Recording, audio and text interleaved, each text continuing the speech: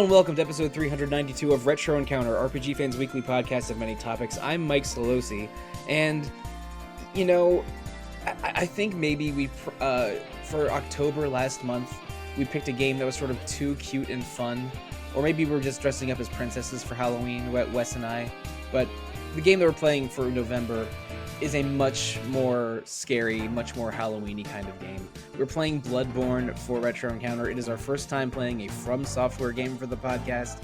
We are going to talk about Souls-likes in general a lot this episode, I am certain, but who am I going to speak about Souls-likes with? They are Zach Wilkerson. Hello. Aleks Franiczek. Hello. And Gio Castillo. Hello. Gio, Aleks, Zach, we're getting good this month. From Software and their Souls games have basically been, I would say, one of the biggest gaming trends, or one of the biggest gaming sort of newcomers of the 2010s.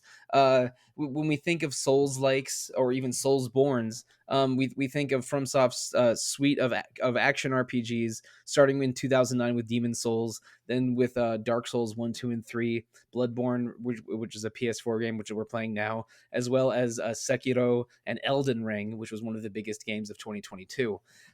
They're sort of collectively called Souls-likes, an action RPG that balances risk and exploration and with combat and a lot of heavy RPG elements.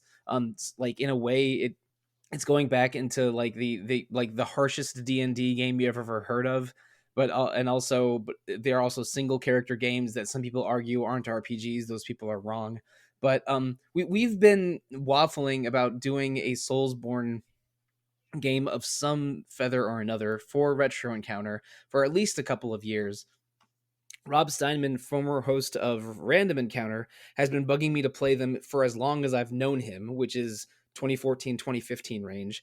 And I finally played a Souls-like game for the first time last year when I played the PS5 remake of Demon Souls and thought it was awesome, and was trying to figure out the right one to play next, and landed on Bloodborne, which I had on the I think it's the PS4 games for PS5 suite or something. That basically, if you PS5 owners got like 20 PS4 games for free for a period of about a year. And if you have PS Plus and still subscribe, you had those for free. So basically, I've had a copy of Bloodborne sitting around on my machine for at least 2 years, but decided to finally play it for the podcast this month. But that's enough monologuing from me. Let's talk about our basic backstories with Souls-likes in general and Bloodborne in particular. Starting with you, Gio. Yeah, I started with Demon Souls on the PS3. Like, actually, I got into the Souls a bit late too. Like, in 2018, like when the PS3 servers were shutting down, like I decided like I wanted to experience the original game, in its purest form, like with other people, interact, like you can interact with other people, fight other people, and so like I got into Demon Souls around that time, and I had a blast. Like I was like kicking myself for waiting so long to play the Souls games, and it started from there. Like, actually, well, I went straight to Bloodborne after Demon Souls, and then I looped back around to Dark Souls, and then Dark Souls 2, Dark Souls 3, and then I never got around to finishing Sekiro, because Sekiro is extremely hard, and I just don't have the time. Like, I don't have the time to like really invest in it right now.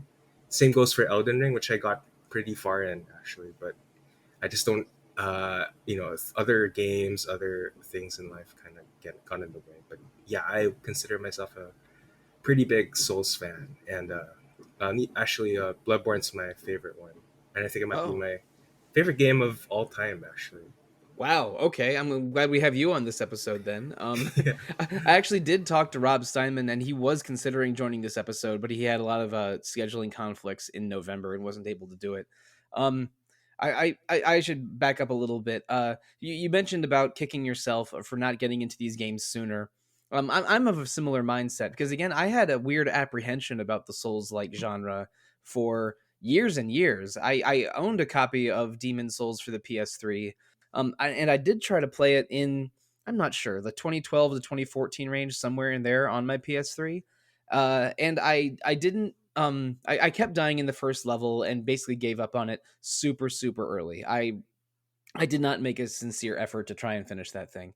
I just sort of decided Souls wasn't for me. But then when I really tried to play Demon Souls last year, I thought it was awesome, and I played through it, all of it, with a faith build, Blessed Mirdan Hammer, for the most part. And I think in the course of about a month, I bought the entire Dark Souls trilogy. I already had Bloodborne on my PS4, and I also got a copy of Elden Ring the moment it went on sale, sometime in late 2022. But Zach, maybe even more intensely than me. Actually, definitely more intensely than me.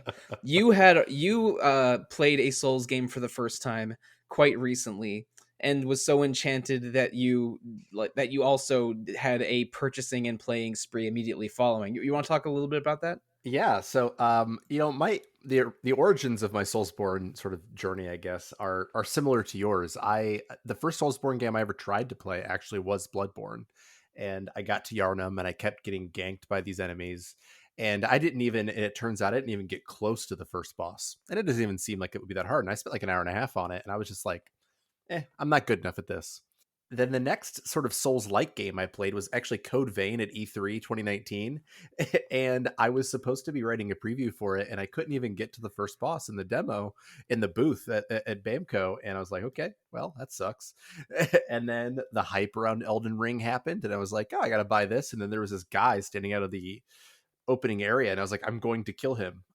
It turns out I probably wasn't supposed to kill him yet, but I kept trying and I kept losing, and so like I had sort of like been bashing my head against it for years, and then at the beginning of this year, even though it's not really a Souls game, I played through Hollow Knight. And I did everything in that game, like the most intense challenges, and I just sort of became like enchanted with a challenge. And so when the opportunity to play Bloodborne came up, I took it, and I still struggled at the beginning, but I kept pushing.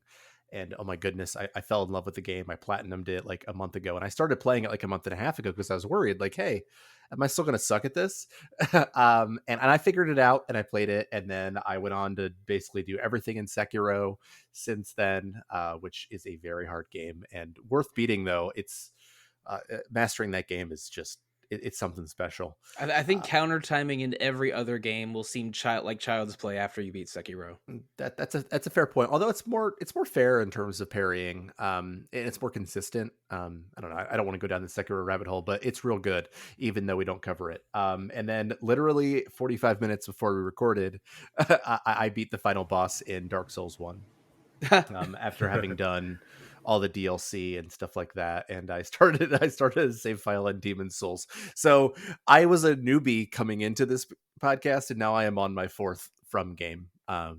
So there we go. You've beaten roughly 4 From games in 5 weeks, which is which is crazy. And I've also like been busy at work, so like I don't know what that says about me. So yeah, but that's where we are.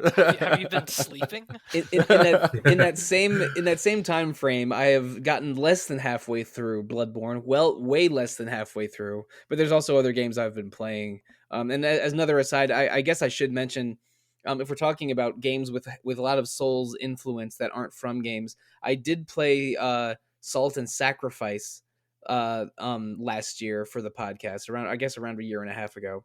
And I also played Hollow Knight for the first time last year. Salt and Sacrifice is all right. Hollow Knight is brilliant.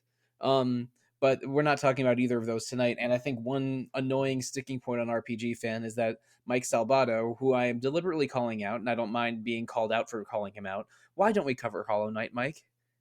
That's just a bad idea in general. But anyway, sticking to good ideas. Aleks, I know you have more Souls experience than Zach and I. What is Souls to you, and what is Bloodborne to you? Yeah, so I also didn't get in on the Souls series right away with Demon Souls. I remember seeing like GameSpot gave it like Game of the Year 2009, and I'm like, okay, this looks like a cool RPG. Screenshots look cool, but then reading about like the difficulty and kind of the low narrative focus as it kind of as I understood it just by reading from it, didn't appeal too much to me. Wasn't super into challenging games at the time, but then Dark Souls came out and was getting a lot of hype, even more kind of discourse about it. And once I saw that on EB Games for like $20 in like maybe 2 years after it came out, I just decided to pick it up. Might as well give it a shot, and struggled my way through it. Got to Sen's Fortress and dropped it out of frustration because I was just being unfairly punished, I thought. That But is a reasonable spot to do it. yeah. Slowly but surely, I was getting drawn back into it after some time passed, and I maybe did one other kind of frustration pause on my playthrough, but ended up finishing the game. Since become kind of one of my favorite games ever, and I've since played every other game in the Soul series at least once. Bloodborne was my second, I believe. I think I gave Dark Souls 2 a shot after Dark Souls 1 and didn't like it so much. I've really grown to like Dark Souls 2. I think it's kind of Same. a hidden gem now. Yeah.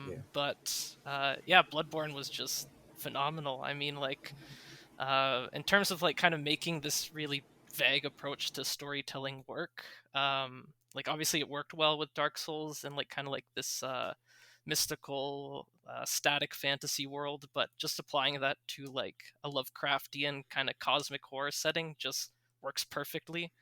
So I played through Bloodborne with a friend and absolutely loved it.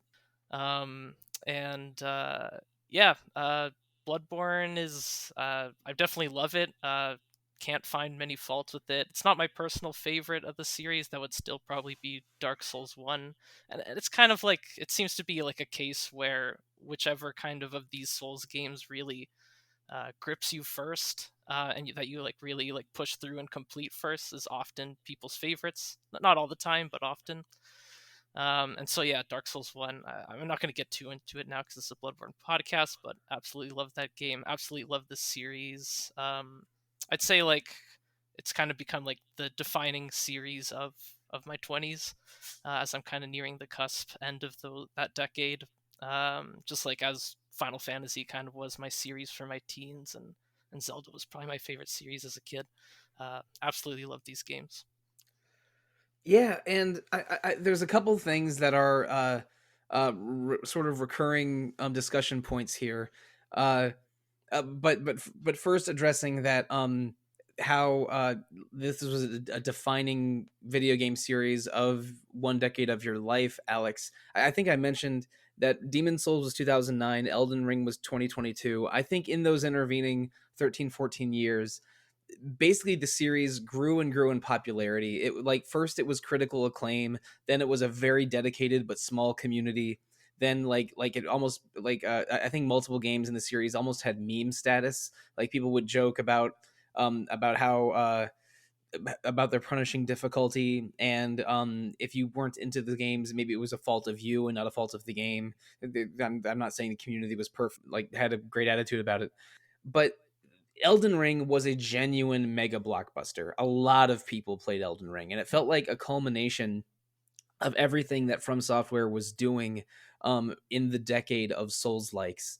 And but this is not a blood. This is not. Excuse me. This is not an Elden Ring or a Dark Souls or a Demon Souls podcast. Even though I know that like I will probably be comparing parts of Bloodborne to parts of Demon Souls for these entire 2 episodes because that is the Souls game that I have finished. But From Software has been around for like almost forever. I think King's Field in 1995, 4 or 1995 is the first PlayStation 1 RPG. And they've been making Armored Core games for about as long, with Armored Core 6 happening very recently, earlier this year. But really, they have become the Souls studio to a degree because I think that's the series or group of games that everyone associates with them, as much as I would love them to be the 3D Dot Game Heroes studio, which was definitely the first From Software game that I've played. But that's not, even though that has a little bit of Soulsy parts, it's not a Souls game at all. But also I think one common thing is that all four of us had some apprehension about starting these games before eventually trying one, and once we did put in a little bit of time and focus, we ended up loving them. And even though that's only 4 games for Zach and 1 game for me, it's almost the whole series for Geo and Aleks. So, and that's the thing about these games.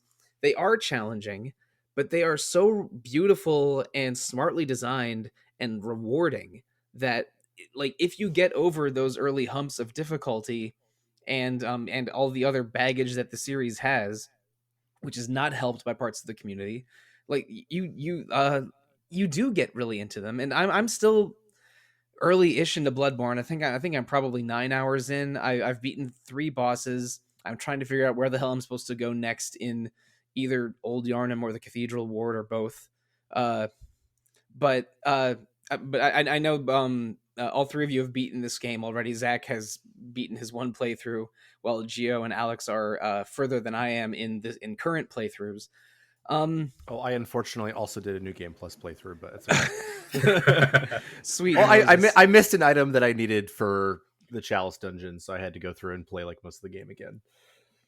Yeah, well, one thing that I think is true of most of the Souls games, please correct me if I'm wrong, but once you beat the game, you are dropped into a New Game Plus like seconds after the credits roll.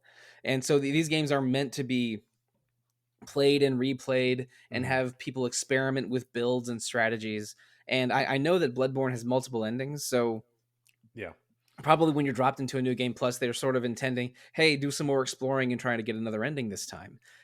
So I guess I'll start with you, Zach. Was that your experience? Did you basically play your New Game Plus the same way with the same kind of builds and weapons, or did you change things up and just try to get another ending? You know, the first time I played the game, I started with the axe. I finished with the axe. The axe was trusty for me. I R2 spammed my way through the beginning of the game. That sort of allowed me to clear out mobs, and I continued to do that with mobs. Less so with enemies, but I picked up the Ludwig's Holy Blade and used that in my New Game Plus. But yeah, it started basically immediately, and I like the way they deal with New Game Plus with this game. You know, in that it's supposedly it makes things more difficult, and that's not entirely true, really, because you kind of know how to play the game now, so it's not actually as challenging, at least for me, the second time through. But I'm usually like a one weapon kind of guy. Like I want to like play it my way, and I know like this enemy might have different weaknesses, but like I know what this move set is, and I feel comfortable with this move set, and I'm going to go with that move set. And it was the axe, and it was Ludwig's Holy Blade for me, and those were pretty much outside of there's a weapon in the DLC that I used for one boss because the boss was absurdly difficult, and that was the only way I could take it down. But otherwise, those were I'm a one weapon kind of guy, one build kind of guy. I am usually a 2 builds kind of guy, and this doesn't extend to to the Souls games because again I've only played a couple of them. But when I play Monster Hunter, I almost I almost always use multiple weapons because there's different weapons that suit different encounters in that game. And when I was playing Demon Souls for the first time, basically my roll around and avoid enemy attacks instincts were all from Monster Hunter. But I use 2 weapons for the most part when I play Demon Souls. I sort of switched between a couple different ones before settling on a Mirrodin hammer and a Night Sword, and I feel like I will get there in Bloodborne eventually. Right now, I'm also using the Hunter Axe. When I looked at a video to look at the 3 starting weapons and decided, yeah, I'm an axe man. That looks like fun. And I like how it sort of switches and turns into a halberd. I am using the R2 halberd a lot. It's amazing against mobs, and it's done so many enemies. It's very good. Yeah, that R2 will take you a long way. Yeah, it's taking me a fair distance already, but I'm only 3 bosses in. And I feel like I will experiment with different weapons until I find that second one, and then that second one will occupy the other slot on my build list. But right now I am still sort of axe only. Aleks, on this playthrough, what sort of weapon or strategy have you settled on? Yeah, so I am a skill build. I was on my first playthrough, and I mean, the second playthrough is a New Game Plus, so I'm still kind of going with it, although I've added Blood Tinge into the mix, just to feel a little bit cooler using my guns. And first time around, I started with the cane. I decided to go the gentleman's route and felt very posh strutting through the streets of Yarnham with this cool cane that turns into a badass Castlevania kind of whip with a good AoE. So that was really fun. And later in the playthrough, I also took on the Blades of Mercy, which a really fun weapon, really kind of short range, but you can just kind of get up to enemies and just spam, just dice them apart. Fun skill weapon. But this time around, I kind of took the opportunity to use two weapons that you don't get kind of towards until the end of the game. So it's really kind of hard to use them outside of a New Game Plus run, and those are the Rakuyo, which is kind of like a katana, but with Oh, kind of like a dagger at the next time I play edge. through, that is 100% what I'm going to Oh, use. it's It's such a cool so weapon. so cool, and the boss you get it from is my favorite boss. I agree with you. Yeah, you actually get it from those sharks in the well, but which is incredibly painful. But yeah, it's a great weapon. Yeah. Oh, no problem. Yeah, Rakuyo is awesome. Yeah, so it's kind of like splits into for its transformed form. You get like a sword and like a little dagger, and you can kind of mix in like fast kind of slash attacks with like little stabby attacks. Is it like a daisho, a longer katana and a shorter katana? Yeah, similar to that actually. Yeah. Okay. Yeah. Good. I Um, mean, a daito and shoto are katanas of specific sizes, and someone that uses both in their belt at once that's called a daisho as a pair. But sorry, go ahead. yeah, I know what you're talking about, but that didn't actually occur to me. But that's a really good comparison. And then with the L2 in the transformed form, you do this cool like spinning slice, which is very satisfying. But Just made then me think of Darth Maul every time. yeah, true. And then my other weapon, which you get at the very end of the initial playthrough, is the Burial Blade, which is basically a chunky sword, curved sword that turns into a scythe. So that's a lot of fun. Loving both these weapons. Fantastic. And Gio, same question to you. This playthrough, what has been your sort of weapon strategy or build strategy? Oh yeah, I'm doing a skill build too. Actually, like I started with the cane, and it's been incredible. Like you can use fire paper, bolt paper on it. It just looks awesome. Like it, yeah, um, like Alex said, like it really does feel like Castlevania, just Yeah, whipping enemies. absolutely. Okay, as someone who has played far more Castlevania games than Souls games, this is a better 3D Castlevania than the actual 3D Castlevania. Yeah, Exactly, and especially with exactly. that cane. Yeah, and then well, I'm fully cosplaying Eileen the Crow right now, so I'm on Blaze of Mercy, and like I'm wearing her armor, and it's just been fun. Like it actually makes the game a bit more brain dead. I don't know if that's harsh to say, but like because like I just spam R1 and I win. It's been my style like in ever since my first playthrough. Like I like being kind of up close and personal anyway. Like I went with the Kirk hammer for my first playthrough, and like that the range on that thing is like zero almost. So Yeah, I unlocked the Kirk hammer, I bought one, but I haven't really tried it out because I'm very married to this axe. I think the only weapons I have are the hunter axe, the saw spear, and the Kirk hammer. But yeah, the axe is great. yeah. I mean, the axe is one of the best weapons in the game all the way through. Just because of that R2 spin, I think it's just incredible. And but yeah, the Kirk hammer was it for me, and now it's the Blades of Mercy. I think though I might experiment a bit too. Like I like Alex's Rakuyo like a lot. Like I can't wait to get it. But like I'm not playing on New Game Plus though because I lost my original save file. So I started over No. fresh. Yeah. So yeah. Right now it's Eileen the Crow core. I'm just yeah. I'm a hunter right now. Yeah, I've also been going the cosplay route, except I'm dressed as a Gearman. Oh, awesome. Yeah, Burial Yeah. Blade. I found some hunter armor in the sewers that was way better than my starting armor, so I've been using that the whole time. But it's I think it's what the character on the cover is dressed as, or at least Yep. close to it. And it's and then I'm not, I don't know if I'll change armor because none of the other armor I've found is better than it yet. You can use it the entire game, no Yeah. problem. The thing about armor in this game in general is like it's pretty much fine except for there are certain situations like you might want lightning resist for a specific enemy. You might want trance resist for, oh my god, the worst areas in the game.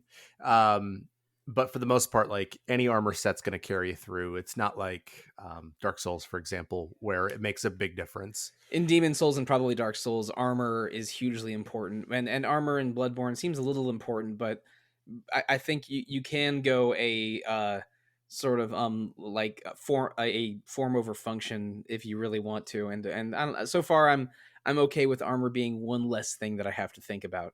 But gentlemen, there was a couple of recurring things there that I might need to explain in case the audience isn't as familiar with these as we are. In Bloodborne, there's two kinds of weapons: trick weapons and firearms. Trick weapons are your sort of main melee weapons, and by pressing L2, they transform from the one-hand version to the two-hand version.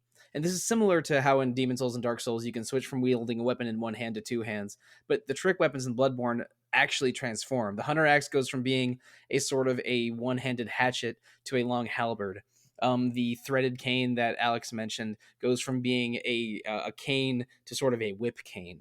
Let's see. I think the Ludwig's Holy Blade, which is one of the iconic weapons from this game that I am aware of but haven't unlocked yet, that Zach mentioned, goes from being sort of a claymore to a bigger claymore that sort of incorporates the sheath into the into the sword as well. So, like basically, basically every weapon has two forms, and light and heavy and charged attacks that you sort of mix around. This isn't like Dark Souls or Demon Souls where two swords will basically be the same, or at least mostly the same, but different in range and speed, and but not really have a unique functional difference. They'll still be swords.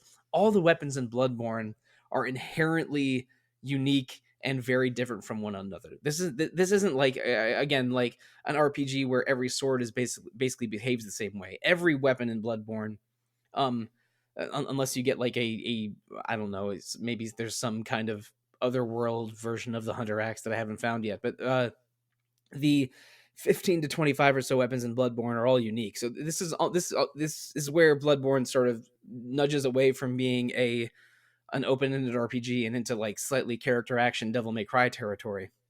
But again, if we're making Castlevania and Devil May Cry comparisons to this game, it's even more shocking I haven't played this earlier. But also we talked about build and stats a little bit. I think every Souls-like game, there's a series of stats, and you at every level up you increase one of the stats by one. And what stats you sort of focus on the most will define your build to a degree. In Bloodborne, they are, I might get some of these wrong, I'm sorry. They are vitality, stamina, strength, skill, blood tinge, and arcane. So vitality is your health pool. Your stamina is your stamina pool for things like charging moves and dodge rolls. Strength affects certain weapons. Skill affects certain faster weapons. Blood tinge affects your guns damage, and arcane affects your spells and certain weapons that maybe have that are arcane focused. And every Souls game has their unique selection of 6 or 7 stats that you have to balance investment in, and your different weapons that focus on different stats. Right now, I'm doing I'm raising vitality, strength, and skill basically equally because I know that the axe is more of a strength weapon, but does benefit from skill a little bit. So I'm just focusing on those 3 stats to increase my health, increase my defense and attack and speed. And maybe I'll put some points into arcane if there's spells that I want to use. But for now, I'm okay focusing on just those 3. I will say if you're playing to like mainly focus on strength weapons, just don't bother with skill at all, because that would probably be better spent just upgrading your strength more, getting yourself more health and stamina. My plan was to get them all up to 20, and I'm close-ish to that. And then after I get those to 20, just do strength. But I wanted to but again, when I was playing Demon Souls, I sort of got my key stats, which were faith, stamina, and vitality to a base level before focusing on one to sort of build optimize. So I think what I am going to do, because skill does increase your defense a little bit, and I know that some weapons that I might find later might have a skill base requirement. Again, this is heavily informed by me playing Demon Souls and also Salt and Sacrifice. I'm sorry, Salt and Sanctuary, not Salt and Sacrifice. I've probably been misspeaking about that game this whole time. Yeah, I don't think I'm sorry, Alex. I don't think I'm going to deviate from my plan right now. But the plan is to get Oh, you do you. yeah, to get vitality, strength, and speed up and skill up to 20, and then focus on either vitality or strength, depending on whether I want health or damage more. But for now, I think I'm okay. But I also want to try out some more weapons. But I've really been, and I did try the saw spear and the Kirk hammer a little bit, but right now I'm an axe man. But we talked about um Castlevania a little bit because the setting of Bloodborne is a sort of gothic horror, cosmic horror, sort of like Victorian-ish kind of setting. It's an old ruined town called Yarnham.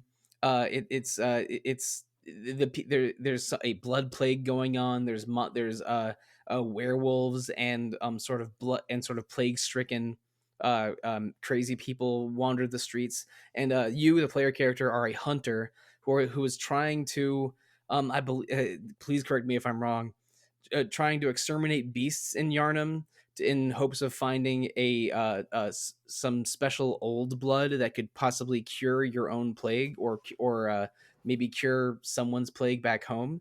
But basically the area is filled with some residents living in fear, some very dangerous, crazy people, some hunters that have similar goals to you. But it's mostly a pretty solitary game um, that does not have a broad number of characters that you interact with all the time in the present, but does have sort of wandering NPCs that do provide quests and provide goals for you. Geo mentioned the Crow. I fairly recently met a guy named Alfred that I'm sure I'm going to help do stuff with later. Uh, I think we also mentioned Germon, who is the person that sort of is he's sort of the person that runs your home base, the Hunter's Dream, which is a place you can teleport back and forth from using lanterns or lamps. What do we think about the Metroidvania non-linearity of the setting, but also the lore and aesthetics of the setting in general? Because I think that's, I mean, at the risk of sounding like doing that dumb Sex in the City quote, I think that like Yarnham is a character in this game as well. Yeah, I mean, Bloodborne isn't my favorite of these games, but it's probably the best world, I'd say. Like in terms of like the intrigue, the aesthetic, the way you're introduced to it, like the game has such a strong start, and Yarnum in general is just like one of the most memorable and probably best levels of any video game I've played. I really like one of the key things that stick out to me, especially like coming from Dark Souls to this game back when I played it, was just how expansive it was in comparison to the earlier Souls games levels. There's significantly more non-linearity. You're kind of getting lost in these city streets and alleys. There's kind of like more dynamic enemy movements. Like I'm sure you all know by now, like kind of near that first lantern in Yarnum, when you kind of like go down into that street, and then there's like that mob of humans kind of just like walking around with like their pitchforks and whatnot. Like that was so like Yeah, it's like a unique. Procession of people. Yeah, yeah, They killed me enough I couldn't forget. yeah, exactly. We've all had many deaths to that mob. But yeah, it was so unique coming from like the previous games, and it just made like the world of this game just feel more alive, and that like kind of added with like kind of the mystery and kind of what's going on. Also, as you're kind of walking through these streets, you'll hear kind of like mutterings from inside buildings, and if you like see like a lantern near like a door, you'll notice that you can like knock on that door, and like you'll get interactions from like the NPCs that kind of just like vaguely allude to the fact of you being a hunter and maybe you not being the most wanted presence in this city. So yeah, the city of Yarnham just like aside from just being this sprawling level of kind of big kind of like more open spaces, but also like big kind of verticality, like you go up and down the city, is just like a phenomenal design, and I'll play it any day. Yeah, it's interesting because sort of thinking about it in terms of, you know, coming from Dark Souls, and even though this wasn't the next game, it was the next game that what's his name, who leads the series? Hidetaka Miyazaki. Yeah, Miyazaki was the next game he worked on, and then he moves on to, you know, Dark Souls 3 and in Sekiro, and sort of seeing like the progression of the way that he's done things, because obviously Yarnum was the first zone I ever played, and so I found it a little overwhelming in some ways at first, just because like if you get lost, there's such a high possibility you'll die, and then when you die, it's like, how do I, we haven't talked about this, but I'm sure everybody who's listening knows, like, how do I get back to my body to get that thing? And the checkpoints are so important in that situation, but also like you get lost and you're not sure where you are, and you're really afraid of that. But like the way that I love the way Bloodborne in general is non-linear within levels. Certainly there are ways you can sequence break and do different things, but it's not like Dark Souls where you literally can, especially if you pick the master key at the beginning, you could do basically anything at the beginning of that game. Whereas here it feels like a blend between this and then when thinking about Sekiro, where it's very linear in many ways. And I like the way that the shortcuts exist in this space, but also at the end of the day, like it's the terror of the space and like how terrifying all the enemies are and terrifying the setting is matches just like how terrifying it is to fight them, because they're going to just stomp you over and over again. I think that in the next area, Old Yarnum is pretty much the next area, are the two hardest areas in the whole game, because that's a slightly bit of a relief, because I've been struggling through Old Yarnum in my most recent Old Yarnum. I think for me I think was the hardest area. Really? Okay. That bastard with the Gatling gun. Yeah. On the Yes. tower. Oh, I hate him. On my New Game Plus run, I would just I immediately like, there's a way that you don't actually have to kill him and you can make friends with him, and I was like, screw that guy, I'm gonna go kill him again, but I'm gonna do it immediately. Yep. He's killed me at a distance and in person a couple of times. Yeah. In the past week or so of playing the game. I cheesed him with my gun. So but yeah, anyway, my point is that like the terror matches the difficulty, and just like you just don't know what's happening. And I don't really think that the hunter really knows what's happening either. And I think it's just great the way that it opens in general. Also, one part of that level I will also never forget is walking into that dark house, and you see it gets darker and darker as you go further, and then there's like a wheelchair, and then an old man just starts laying off bullets on you. I mean, it was like free blood later, but yeah, the first time I was like, oh, I just got gatlinged by some dude in a wheelchair. It's embarrassing too. Love that guy. The way he turns around like really slowly and like you don't know what's gonna happen. Yeah, just like creaking. Yeah.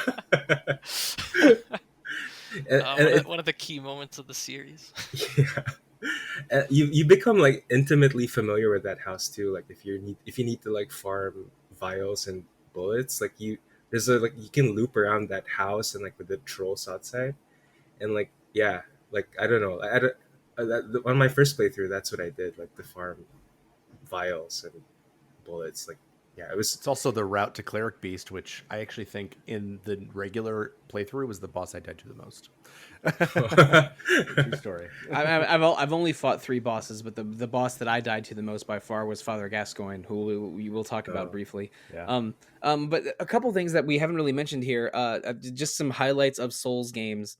We mentioned like farming for vials and bullets. I think every Souls game has a common healing resource that but every game handles it a little bit differently. In Demon Souls, you always have to be sort of finding herbs. In the Dark Souls games, you have a flask, an item called an Estus flask that gives you a limited number of heals. But then when you go to a save point or a bonfire, that it maxes out your heals again. In Bloodborne, you have to collect blood vials, which I think I think are capped at 20, unless there's a way to raise that. There cap. are like runes to basically slightly raise it, but it's Okay. basically not worth it. So yeah. Okay, I mean, not every game can be as perfect as Final Fantasy 16. But the basically you have your the bullets for your gun and your number of heals are limited, but they are dropped often enough that if you had a really challenging segment and you're completely out of bullets and vials, you can farm them at probably several places are reasonable ways to do that. Mhm. But also we mentioned blood or blood echoes, and I mean it's right there in the title. There's a lot of blood in Bloodborne. Your blood's soaked the whole time. There's a blood plague going on. Old blood is a plot point of a plot device of some kind. There's just a lot of blood in general. But every Souls game has a singular resource that sort of dominates the game. In Dark Souls and Demon Souls, it's souls. In Elden Ring, it's runes. And in Bloodborne, it's blood echoes, where basically every enemy drops blood echoes, and it's both your currency, your experience points, and your currency for both shops and upgrades. A whole lot of the game revolves around blood echoes, and maybe other people have different points of reference for this, but this game does what I would call the Diablo thing, of when you die, your corpse or your spot of where you died. Is represented on the in the world again, and you're sent back to your last save point, and you can collect all of the blood echoes that you've that you lost at death by finding the place where you died and recovering them. But if you die before recovering your previous death, then those blood echoes are lost forever.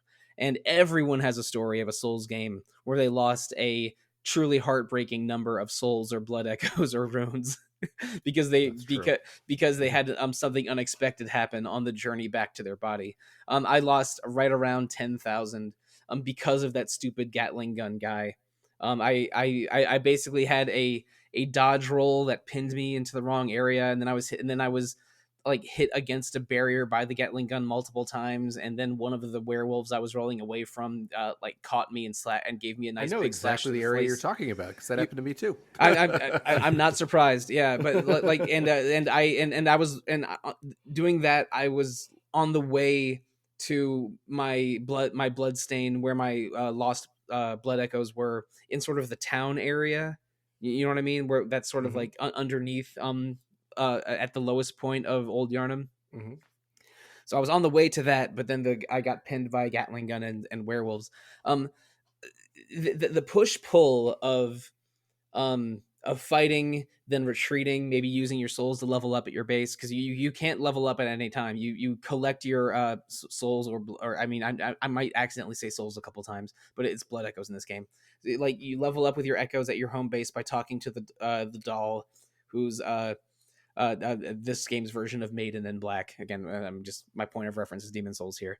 And the push pull of exploring, going back, maybe leveling up, maybe upgrading your weapons using the whatever thing that you found, exploring again, maybe fighting a boss, maybe finding some new equipment, like going back is sort of the push pill of like Dragon Quest 1, go as far as your MP will take you into a dungeon, then retreat and heal and go back again. It is a version of that just feels so impactful and high risk that it is maybe to me the core gameplay loop of what Souls is balancing the exploration with risk and trying to find a new save point or safe space, and just explore the space as much as you can while getting stronger as much as you can, and figuring out your character's build as you do it, and finding new equipment and new resources as you do it. That is the pardon my pun, the soulless way of analyzing what a Souls game is.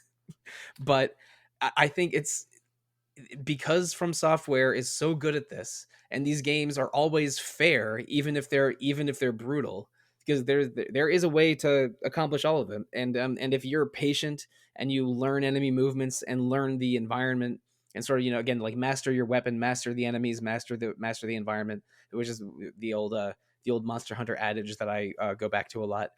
Like if you are careful and accept this is a game of learning and not but not an unfair, punishingly difficult game, then it's more rewarding the more you play. Is my feeling of how of what the journey of a Souls game is. And I'm in the middle of it with Bloodborne right now, and experienced it very powerfully in Demon Souls. Am I completely talking out of my ass here, or is this is are basically these feelings semi-valid? Because I mean that's what's compelling to me about these Souls games. There's this beautiful world with smartly designed stages and like fun stats and weapons and everything, but it's that arc of exploring more, strengthening yourself more, but you can die at any time. And because if you accidentally get surrounded by enemies instead of carefully picking them off one by one, or if you too adventurously stumble into a trap, then you could lose everything that you've collected. And the sort of risk of that and the loop of that is so powerful to me, and is what makes me want to play more of this game. I gotta get out of old Yarnham first, though. I mean, I think you're basically right, and like I would just add that part of the reward is like becoming better at the game, like getting good at the game. Like the more you play, like the more you master the game, the more you understand how combat works, how enemies work, and yeah, it's just that's for me, that at least for me, that's part of the appeal. And also another thing that I find that's keeps me going when I play Souls games is that you just don't want to know what happens next. Like you just want to, like this, as the story unfolds, as the world opens up, like you just can't stop. You got to keep going. Like that's how I feel about Yeah. Souls games. And I feel like every area is so creative too. Like I'm always interested in like what new area is going to give me something that I don't understand at all. I mean, I know we're not going to talk about the story too much here, but like I didn't understand the story of this game at all the first time I played it. Like maybe very, very basically, but like I mean, I said it before, but I only have the vaguest of ideas. You understand it better. Why the hunter is even here? You understand it better now than I did at the end of my first playthrough. Let's put it that way. So like I didn't understand it at all. I was just like, I let it wash over me, and I'm just like, it's just like flavor text basically for the world itself. But like, it's the surprises, like the constant surprises in the game design, and how like they one up themselves with some other weird thing, and they one up themselves in the level design with some gimmick. And I think that again, like kind of putting it in the spectrum of the From games that I've played, I feel like it kind of is perfected here, where there's enough variety and toughness, whereas I personally think that some areas in Dark Souls are so cheap that they're not fun at all. Like the Giants area underneath the catacombs where I can't see, like it's not fun. I don't understand how anyone thinks it's fun. Please really message me with your thoughts on the poison swamp when you get through that part of Demon Souls. Fair enough. I could write you a whole essay on why it's on why that area. I could see Blighttown, I could see Sense Fortress, but that area, no, I never mind. But I agree with you in general. My only criticism of the gameplay loop in this game is that I think that the healing stuff was kind of perfected in Dark Souls. Yes, I'm saying I like Dark Souls a lot. I like that it's just refilled. I do not like farming for blood vials. I think it's boring. And I think that it is. I actually can only literally pinpoint one weakness of this game because I like everything about it pretty much. There's some bosses that I think are mid, but it's blood vial farming. I think it's super annoying, and it's definitely a thing that I found myself doing because I'm going into a tough fight. I'm like, I want all my blood vials because healing is quick in this game and viable, and it's important. So like I could be like, get good and use your 2 blood vials, but I'm like, come on, I'm gonna go get my 20, and I just think it's frustrating. Yeah, like the one justification I could see for it, that I guess what they were going for is that instead of like the Souls games where you, as you progress through the games, you get kind of better max Estus to have. With Bloodborne, some enemies drop blood vials, so you could be like kind of, you've been healing throughout like playing through a level, and you're kind of running low, and you like kill an enemy and you pick up some blood vials, and it's like a nice moment of just like reprieve, just like, oh, thank God, like I can keep going. That's the one justification, but in practice, yeah, I think it's just a regressive design move in a sense. Estus is such a perfect idea, and it works so well with kind of just the like the soul system of just like when you die, you drop your souls and have to start back. Like it was just a perfect marriage of design elements that I'm not totally sure why they decided to go back to like the consumable approach that they had in Demon Souls with Bloodborne. Yeah, I'm not sure about that either. The thing about the blood vial system is that you feel great when you have 20 vials and 20 bullets, or even 15 vials and 15 bullets. But when you're maybe overreaching a little bit and you're struggling in a new area and you're down to 2 vials and 3 bullets, then you're like, oh, I hate this system.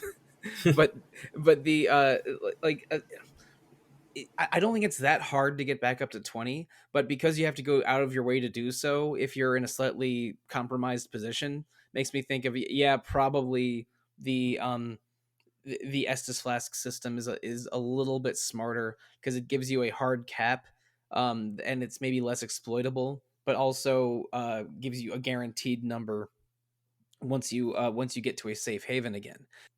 I don't like the consumables in Demon Souls, but one thing that I think that Bloodborne does that is much friendlier than either of those is there's no version of encumbrance in Bloodborne. Because I think also in Dark Souls, please correct me if I'm wrong, but definitely in Demon Souls, It's there, yeah. yeah, okay, Load weight or whatever it's called, yeah. yeah, your inventory is very limited, and you have to keep thin, because if you reach a certain level of encumbrance, you start to move much more slowly, but you never have really inventory issues like that in Bloodborne. There's no full pause menu, so like even if you're paused, like, and if there's enemies around, they can still find you and get you.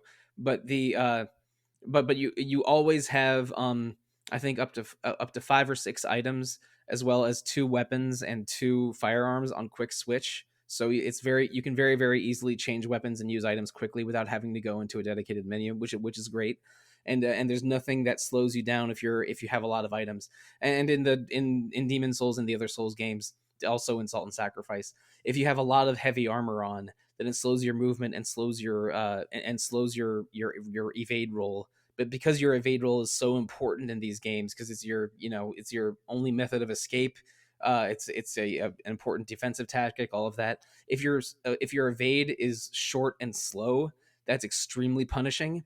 So trying to, at least in Demon Souls, trying to get under that 50% encumbrance, and maybe raising your endurance stat high enough to raise that minimum bar, so you have a nice, good, at least medium fast roll, is super important. That's not an issue in Bloodborne. Your roll is always good and always the same speed, and there's no encumbrance or limitations on that. I thought that was very, very relieving, because managing my encumbrance and my inventory was a major part of Salt and Sacrifice and Demon Souls, and I'm glad I don't have to deal with that right now. Yeah, there was a part of Dark Souls where you have to change inventory to get to a certain spot, and I had like a basically something that raised my load value, and I had to keep like putting it off and on, and it was super annoying. But that actually gets to one thing that we haven't talked about in the combat with Bloodborne that is very different from previous From games, which is that attacking enemies actually gives you health back. That's true, yeah. Which I think is an important thing to talk about, because I think that the lack of encumbrance is part of that.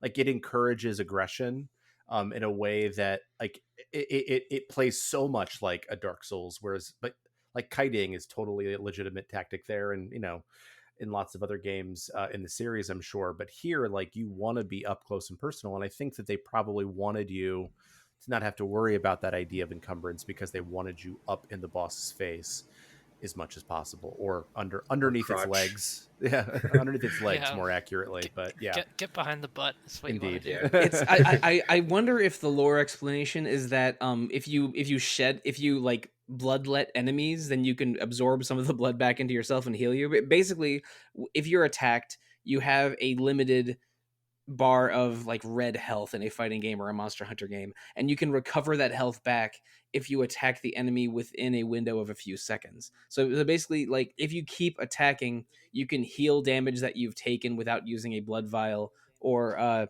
and they want you to use your roll and your back step like offensively and not just defensively. They basically in Demon Souls and Dark Souls, like having a shield is super important, and having a very turtle strategy where you like block the attack, then counter, and then get back into your guard stance again. You can't do that in Bloodborne. You find wooden shields here and there, but they break after after a few seconds or something. This is a game that wants you to be on the offensive all the time, and rewards that strategy. And they reward you. Reward it with baked in gameplay systems, and not by and not necessarily by punishing you for trying to use a shield. They just really don't give you a useful shield. They're like, no, this isn't the shield game. This is the wield an axe or a saw blade and a gun and go nuts game. Yeah, the action in Bloodborne compared to Dark Souls is just, yeah, as we've been explaining, just a lot more deliberate. Like they deliberately make the enemies far more aggressive, and that also just encourages you to be aggressive with the kind of blood stealing mechanic, which is why also I don't want to get too off topic, but that's why I think in Elden Ring, one problem there was that I feel like they kept the kind of enemy aggressiveness of Bloodborne without having that mechanic in, so it just made it sometimes a little bit frustrating. But anyways, I'm getting distracted. Just in defense of encumbrance, though, for the Souls games in comparison, just to compare to Bloodborne, it was a lot more focus on just like the game is breaking you, so you can find a way to break the game, and those games just offer so much in terms of build variety, in terms of how you want to approach. You can make yourself super encumbered with all this like big heavy armor that gives you a lot of poise to tank hits, and allow you to attack enemies at the same time, if you choose to go that route, or you can kind of go a lighter roll route. Meanwhile, yeah, Bloodborne, they clearly had a very specific combat philosophy in, and I think the combat overall is more satisfying, fair, and rewarding for that, at the sacrifice of that variety that you can approach the core Souls games with. So, in some, I think it makes the combat better, but there's some trade-offs too. Yeah, okay. Quote in defense of encumbrance, unquote, makes me think of people uh talking about Breath of the Wild or a Fire Emblem game and saying actually weapons that destroy themselves after a certain number of uses is a good thing. Which is like which is like I understand why they're doing it from a gameplay philosophy standpoint, but that doesn't make it any less frustrating in the moment when I'm trying to get from 52% inventory to 49% inventory in Demon Souls. I understand why encumbrance and poise are good systems when in their own games. I'm also glad it's not in this game. It Yeah, just, I definitely do agree with that. but we've mentioned a couple bosses without really going deep into them. I've only fought the first three bosses of the game: the cleric beast, Father Gascoigne, and the blood starved beast. Um, and I sort of love how even though they're the technically the introductory bosses, I don't even think the cleric beast is a required boss fight. They're aggressive. Like you have to learn like how to you have to learn how to balance your offense and defense and evasion in all of these fights. And the one that I struggled with the most was Father Gascoigne, and I had an oh shit moment when he turned into a werewolf the first time, and and basically I would roll like a complete maniac, try to hide behind some of the gravestones in his area to safely use my blood vials before getting back out there again. I had to sort of learn how to use the countering mechanics for the first time against him, because I couldn't safely R2 spin to win every time. The way countering works in Bloodborne, there's no like shield deflecting or shield counters, so it's and I know you guys all know this, but in case the audience doesn't, the way you counter in Bloodborne is to use your firearm, which I've only really used the starting pistol, but at least it's good at this, to fight, to shoot them when they're sort of have their weapon or arm raised to attack, and that will put them into a stun state that can allow you to back away or get a free hit in, or a special critical hit in. And yeah, these first for a first boss or second boss, these were pretty punishing, but I do feel like they were gameplay walls that got me better at the game. So again, this is probably an adage I'm going to be returning to a lot in these 2 episodes. This is a game that is very good at teaching you how to get better at it, and that's part of that feeling of mastery and reward that you get for success in the game, which is, again, when it's this good, it's a very powerful feeling.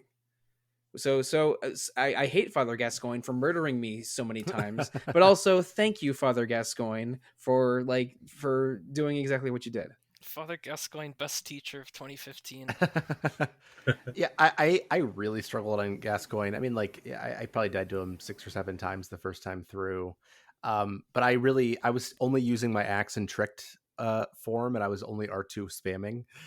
And the second time through, I just one-handed my LHB and just countered him every time he started to swing, and it was like he didn't even touch me the second time through. And so, like, I think it's also one of the things that's great about like New Game Plus in this game, is that satisfaction of just wiping the floor with someone, not just because like you're overpowering them stat wise, but because like my skill level has gone up so much that you can just absolutely obliterate someone. But the Gascoigne fight, I think, is one of the best fights in the game. Regardless, thematically, if you go talk to his daughter beforehand and find out sort of the backstory of that, and you can get an item that I didn't do this, but I watched some videos because I was curious, that as like a music box for his family, and sort of like all of that, like what happened to him as he becomes turns from a hunter into a beast, and what he did to his wife and how tragic that is. It's a remarkable, and I also think that one of the things we haven't talked about is like the way that they do storytelling through the bosses sometimes. And I think Gascoigne is one of the best examples of that. Cleric Beast doesn't have enough context until literally the DLC, but Gascoigne in and of itself is a tragedy in a fight. And I think that it is a great example of the way that From can tell stories in ways, if you're willing to invest and go through all the different steps they want you to go through to get to it, that is beautiful. Yeah, it's crazy how you could be playing through any of these games and the bosses will you could just look at them as obstacles to your progress, or if you really want to get into the lore, you want to read the different item or weapon descriptions related to them, then you can really start to see them as individuals with entire tragic backstories. And Gascoigne is just such a good epitome of that, especially with the fact that you can, bring the music box to the fight, use it in battle, and like essentially put him in like a stun state to give you an advantage in the fight. It's like, such a fantastic combination of like an item mechanic working like narratively in the context of characterizing this boss. Which, I mean, yeah, again, like the bosses in these games are some of the most important characters in the lore. Yeah. There's no good ending for that daughter, by the way. Like, I'm pretty sure no matter what you That's do, correct. like she ends The up. only good ending is never talk to her at all. Yep. And I just wanted to share like there's like a fun fact about Gascoigne. Like, there's actually cut dialogue from the game where I think he says umbasa, so which is I find super intriguing because that means like they were considering like a connection to Demon Souls at some point. No, wow, I never heard of that, but the implications there for the lore folks must have been Yeah. extreme. I imagine there's like a 5-hour YouTube video responding to that finding.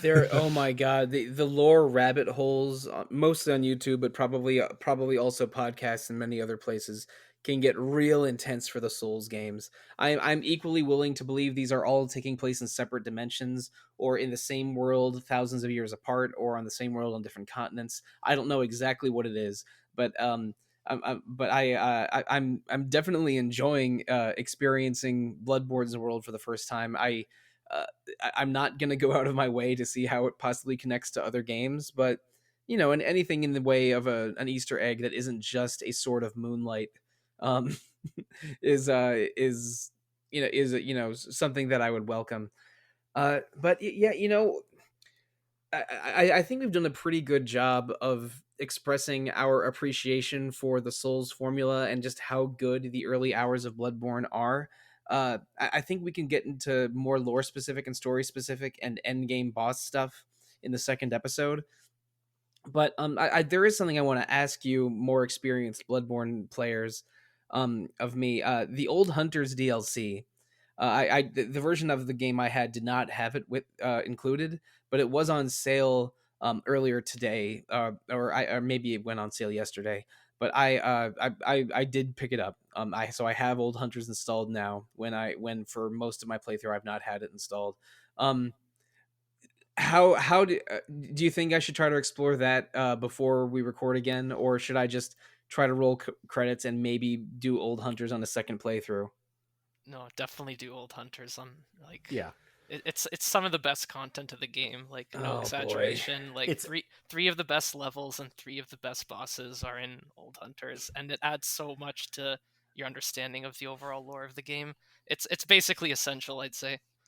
Yeah, I basically agree. I'd say that Bloodborne is probably like a top 10 game for me nowadays, and that would not have even been close to true without Old Hunters.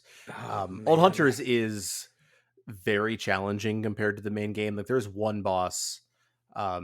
Once I like understood how to play, there's one boss that I struggled with in the main game. Other than that, I basically was fine, except for the Bloody Crow of Canehurst. That is the most absurdly difficult fight in this game. Um, but yeah, I mean, I think that I hate to say like you haven't really played the game if you haven't played Old Hunters, but you have, of course. But like it feels so essential to me, and you can do it right before you hit. Like there's going to be you'll know there's a moment when you're getting ready to go to the final boss, and you can go do Old Hunters at that point, and that's the way you want to do it. Because if you hold it for New Game Plus, it's just going to be harder. And I haven't done it on New Game Plus, but I've heard that Old Hunters is pretty challenging on New Game Plus, and it was pretty challenging on the new game as well. As And someone it's who's stunning. in the middle of Old Hunters on New Game Plus, I can definitely confirm that it's very challenging. But I just beat the first big boss there, so that was extremely satisfying. Silent. Well, we'll see how far I get in another week. I mean, this is going to be my priority one game for the rest of November at least. I don't know. I'm worried about getting far enough to beat the game because I just been really busy with work and personal stuff this week, so I didn't get to play as much Bloodborne as I would have preferred. But yeah, I'm still just trying to figure out where to go next after Old Yarnham. I know where by now, but it just took me a while.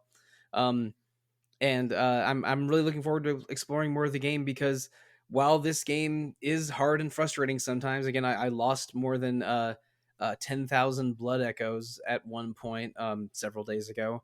That's not enough to get me to stop. This game is super super good, and if it keeps getting better and the DLC is among the best parts of the game, that is only exciting and encouraging for me.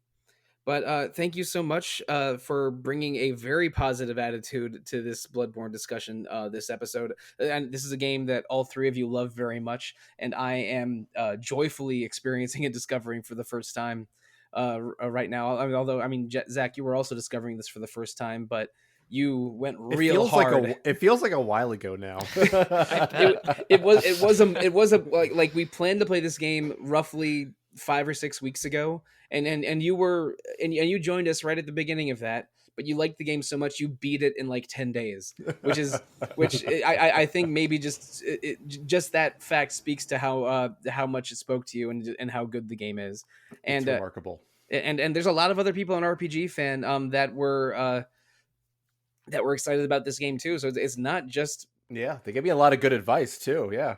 I said like, please help me get good at this game, and everybody gave me incredible advice. So And this is a game that former Random Encounter host Rob Steinman has been bugging me to play for literally as long as I've known him, which is roughly 2014 2015. So this is a game that is very very loved and is very very good. And I just hope that I manage to get to the end in the next week or so.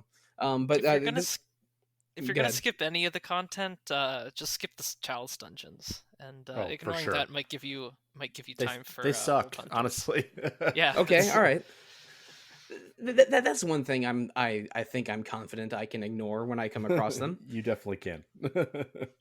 All right, but this is not the only game I'm in the middle of playing right now, though, because right after these Bloodborne episodes, we're doing 2 episodes on Dragon Age Origins, which I have to say carefully because for as long as I've been playing that game, which is again something like 13 or 14 years, I have been calling that game Dragon Age Oranges. So please do not send any mean emails about me saying Dragon Age Oranges, because that is what I call that damn thing. But we're playing Dragon Age Oranges for the podcast in December. It's the first time it's my first playthrough of that game in about 10 years, and and I played the very beginning stages, but I need to focus on Bloodborne for the next week or so. But also, Zach, you've been playing one of your favorite games recently for RPG Fans' 25th anniversary. That's true. I mean, not my favorite version of it, but Lunar, the Silver Star. We're going to be putting out a sequence of reviews of the 4 major versions of Lunar, the Silver Star, and because the site started as LunarNet, and it's 25th anniversary of Lunar, the Silver Star story complete being released.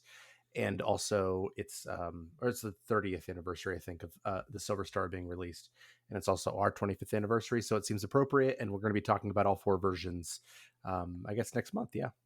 Yep. So again, I was drawing attention to that feature, but also drawing attention to we're going to have an accompanying podcast for that feature in December. And also one thing that Retro Encounter has done every year since I believe 2015, we're going to have a year-end episode, which is usually one of our least retro episodes of Retro Encounter in any given year, to talk about the year of RPGs. So please look forward to more Bloodborne, some Dragon Age, some Lunar, and a year in review episode, all in the next 5 or 6 weeks. But listeners, if you want to reach out to us as a podcast to tell us ask about our podcast topics, or Bloodborne, or Lunar, or Dragon Age Oranges, or what games should be our game of the year, the best way to do so is to email retro@rpgfan.com.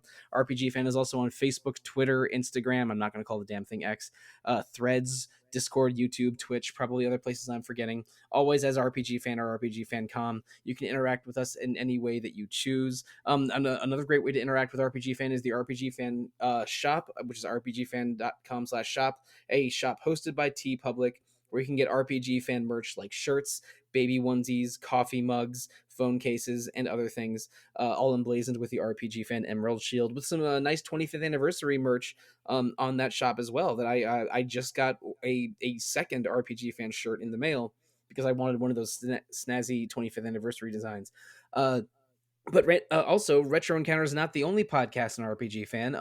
The RPG Fan podcast network, as it were, also includes Random Encounter every 2 weeks about current RPGs and randomness, and Rhythm Encounter every other 2 weeks, which is about RPG music. You can enjoy Retro, Random, and Rhythm Encounter on Apple Podcasts, Google Play, Spotify, iTunes, however you listen to podcasts. Please provide feedback as much as you're willing to provide, especially if it's 5 stars out of 5.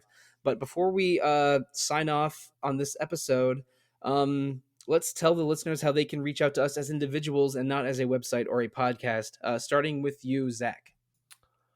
You can email me, zachw@rpgfan.com. You can also find me on RPG Fans Discord at zachw. Zach, you are my second favorite teacher of this month, after only Father Gascoigne. Thank you. Now, Gio.